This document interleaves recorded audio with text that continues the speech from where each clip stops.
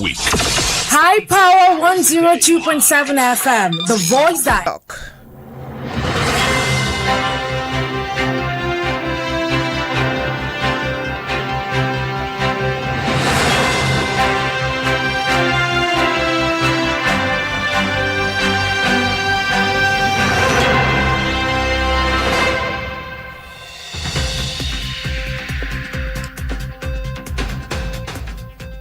Good afternoon. Here's iPower 102.7 FM Media News. I am Inioluwa Adekoya. First, the headlines.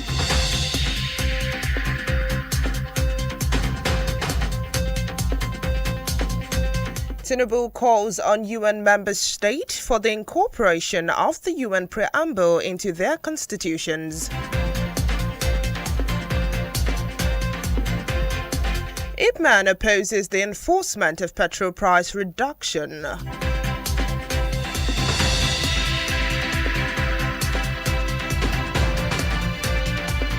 On the foreign scene, Uganda crackdown intensifies on opposition, lawyers, journalists. And in sports, MPFL fixes August 27th to 29th for 2026-2027 kick-off football season. Details of this and more in a moment. Please stay tuned.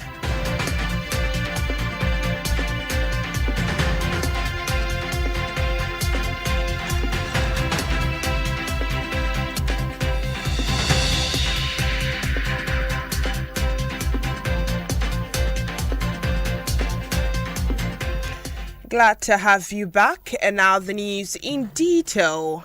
President Bola Tinubu has called on member states of the United Nations to incorporate the preamble of the UN Charter into their national constitution, saying the move would reinforce global peace, justice, human dignity, and international cooperation. Nigerian's permanent representative to the United Nations, Dr. Jimoh Ibrahim, made this known during an informal meeting of the UN General Assembly at the UN headquarters in New York, ahead of President Tinubu's participation in the 81st session of the UN General Assembly scheduled for September.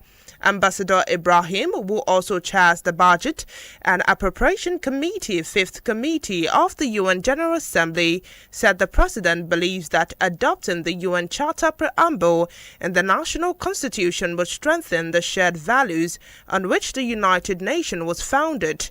The envoy said the proposal is aimed at deepening the commitment of member states to preserving international peace and security, protecting fundamental human rights, promoting justice and respect for international law, advancing social progress, and encouraging peaceful coexistence among nations. And now to electoral matters. The Independent National Electoral Commission, INEC, has expressed concerns about the growing menace of vote buying ahead of the Osun State August 15, 2026 governorship election, urging media practitioners to play a more active role in exposing the practice and supporting efforts to prosecute offenders. INEC National Commissioner and Chairman of Information and Voters Education Committee, IVEC, Mohammed Kudu Aruna, stated this in a keynote address delivered at a one-day media stakeholder forum in Osogbo, Osun State. Aruna, were represented by the Osun State Resident Electoral Commissioner, Rek Oluwatoyin Babalola, described vote buying as the most disturbing trend recorded during the June 20th Ekiti State governorship election. The commission said journalists should treat vote buying as a major investigative priority before, during, and after the election by documenting incidents with sufficient details to aid law enforcement agencies. Moving away from that, the National Publicity Secretary of the Independent Petroleum Marketers Association of Nigeria, IPMAN, Chinedu Ukadike, has declared that filling stations will stop selling petrol should the federal government try to enforce price control. The declaration is based on an initial warning from the Minister of State for Petroleum Resources, Eniken Lokobiri, that the government would not tolerate profiting profiteering, and other practices that exploit fellow consumers. The minister spoke in Abuja at the opening ceremony of the 2026 General Council and Legal Advisors Forum, organized by the Nigerian Midstream and Downstream Petroleum Regulatory Authority. His remark came amid renewed public concerns over the failure of refineries and importers to lower the gantry price of petroleum products, even as crude prices fell from high of $120 during the U.S.-Iran war to as low as $72 a barrel. Moving on, a new 6-year investigation by the Observatory for Religious Freedom in Africa, OFRA, has revealed that 79,323 people were killed in terrorism-related incidents in Nigeria between 2020 and 2025, while 34,773 civilians were abducted during the period. The findings were released to members of the public in Jos, Plateau State, in a report titled 4 times Boko Haram How the World Mysteries Nigerians Violence, and confirmed in a statement signed by the senior research analyst of the Observatory for Religious Freedom in Africa, Franz Verhut. OFA, which monitors the state of religious freedom, documents right violation, and informs decision makers through advocacy, stated that researchers spent years cross-referencing attack patterns, and the data gathered overturns long-standing assumptions.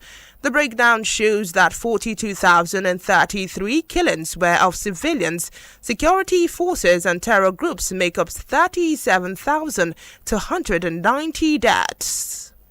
This media news is coming to you from iPower 102.7 FM in Inioluwa.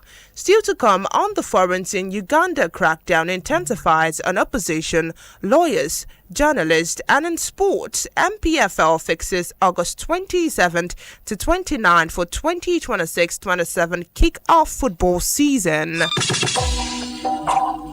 Whether you're tuning in for breaking news, in-depth analysis, or community updates, Hyper 102.7 FM remains your most trusted source. Because when it comes to news, the truth matters. Hyper FM 102.7.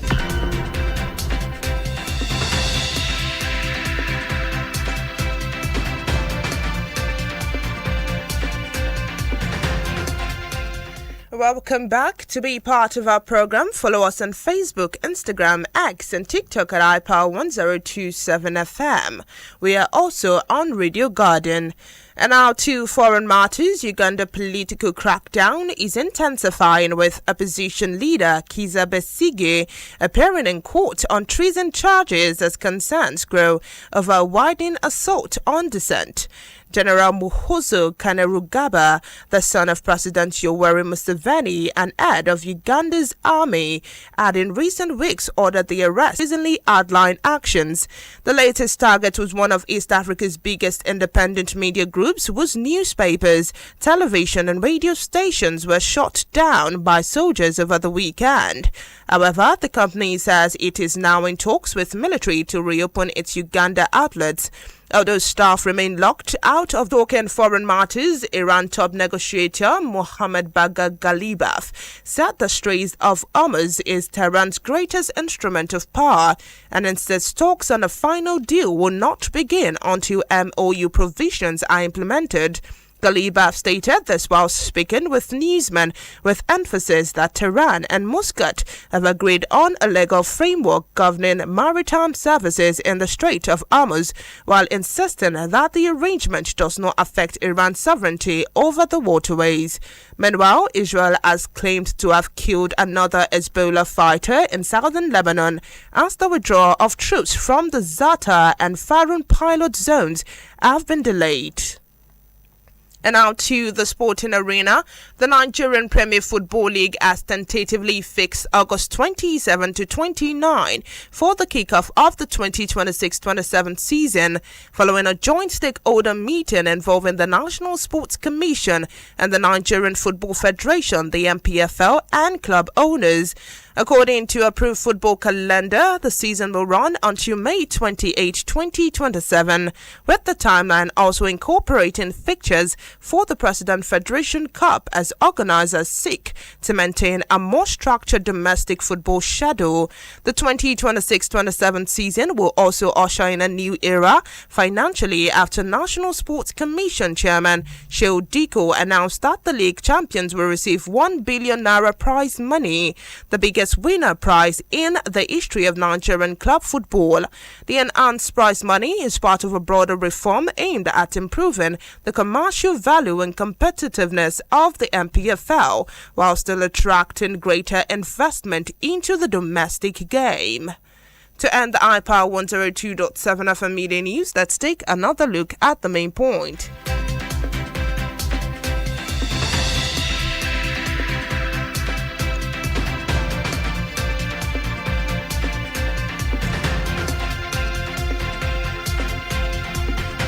We told you in the course of the bulletin that President Bola Tinubu has called on member states of the United Nations to incorporate the preamble of the UN Charter into the national constitution, saying the move will reinforce global peace, justice, human dignity, and international cooperation.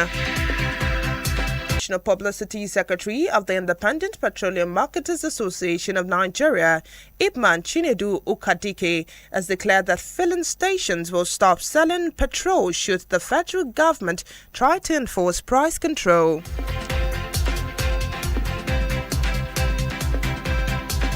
On the foreign scene, we informed you that Uganda political crackdown is intensifying, with opposition leader Kizza Besigye appearing in court on treason charges as concerns grow over a widening assault on dissent. And finally, in the sporting arena, we informed you that the Nigerian Premier Football League has tentatively fixed August 27th to 29th for the kickoff of the 2026-27 season.